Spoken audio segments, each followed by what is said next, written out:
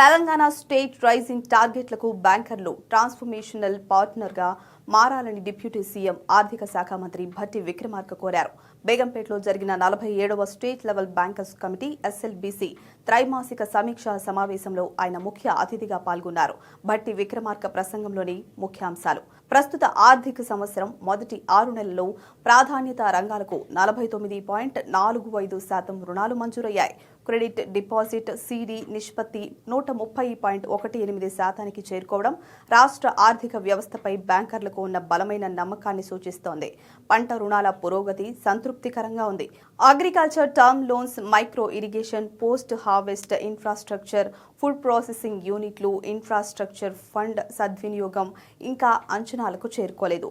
రైతులు జీవనోపాధి స్థాయి నుంచి సంపన్నత వైపు పయనించేందుకు, వరి ధాన్యం నుంచి వాల్యూ ఆధారిత వ్యాపారాలకు మళ్లేందుకు, నూనె, ఔషధ, వైవిధ్య పంటలకు ప్రత్యేక రుణ ప్రోత్సాహం అవసరం. మహిళా సాధికారతకు బ్యాంకులు మరింత ప్రోత్సాహం కల్పించాలి. స్వయం సహాయక బృందాలు ఇప్పుడు కేవలం లబ్ధిదారులుగా కాకుండా వ్యవసాయ యజమానులుగా, వ్యాపారవేత్తలుగా ఎదుగుతున్నారు. ఇందిరా మహిళా శక్తి పథకం ద్వారా రుణ పరిమితిలో రిపీట్ ఫైనాన్స్ వేగం పెంచాలి.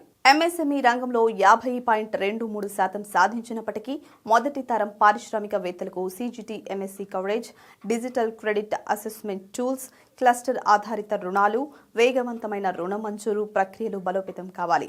11,500 కోట్లతో 13,000 కిలోమీటర్ల గ్రామీణ అంతర్గత రోడ్ల నిర్మాణం, regional ring road, Musi river front, పరిశ్రమల హబ్లు వంటి మెగా ప్రాజెక్టులు రాష్ట్ర ఆర్థిక చిత్రపటాన్ని పూర్తిగా మార్చబోతున్నాయి.